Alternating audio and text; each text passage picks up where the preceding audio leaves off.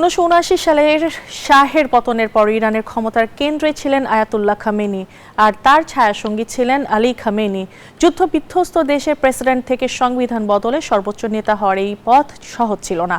গত 3 দশকে তার আমলে ইরান দেখেছে পারমাণবিক উচ্চাভিলাষ, কঠোর পশ্চিমা বিরোধী অবস্থান আর বারবার জেগে ওঠা গণবিক্ষোভ দমনের এক ভিন্ন ইতিহাস। পাহলভি রাজতন্ত্রের কফিনে শেষ পেরেক ঠুকে আয়াতুল্লাহ খোমেনির নেতৃত্বে ইরানে তখন ইসলামী বিপ্লবের জোয়ার।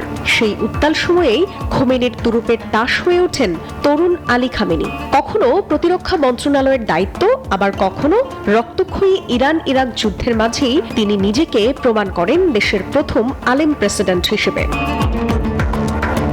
সব মশার বিরুদ্ধে সুরক্ষা দিতে এলো বসুন্ধরা এক্সট্রিম অ্যারোসল, মশার বিরুদ্ধে এক্সট্রিম সুরক্ষা। নাটকীয়তার শুরু 1989 সালে খোমেনির মৃত্যুর পর। সর্বোচ্চ ধর্মীয় ডিগ্রি না থাকলেও সংবিধান সংশোধন করে খামেনিকেই বসানো হয় সর্বোচ্চ নেতার গদিতে। সেই থেকে আজ পর্যন্ত ইরানের সবকিছু চলে শুধুই তার চোখের ইশারায়।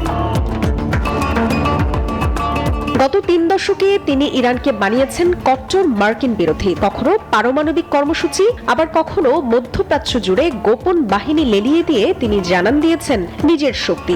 গড়ে তুলেছেন পশ্চিমাদের বিরুদ্ধে এক নিজস্ব প্রতিরোধ বলয়। কাসেম সোলাইমানের বিদায়ে জনসমক্ষে অঝরে কাঁদলেও ঠিক পরেই হাতে রাইফেল তুলে নিয়ে জুমার খুতবায় তিনি বুঝিয়ে দিয়েছেন ইসরায়েলি হিটলিস্ট বা প্রাণনাশের হুমকি কোনো কিছুই তাকে আড়ালে পাঠাতে পারেনি, বরং সব ভয় উপেক্ষা করে তিনি দাঁড়িয়েছেন দ্বিগুণ সাহসে। তবে এই দীর্ঘ শাসনে বারবার তিনি পড়েছেন চ্যালেঞ্জের মুখেও। নিষেধাজ্ঞা আর অর্থনৈতিক সংকটে জর্জরিত ইরানে যখনই সংস্কারের দাবিতে রাজপথ উত্তাল হয়েছে, তখনই রেভলিউশনারি গার্ড দিয়ে কঠোর হাতে সেসব বিদ্রোহ দমন করেছেন 85 বছর বয়সী এই নেতা। Desk report, news 24।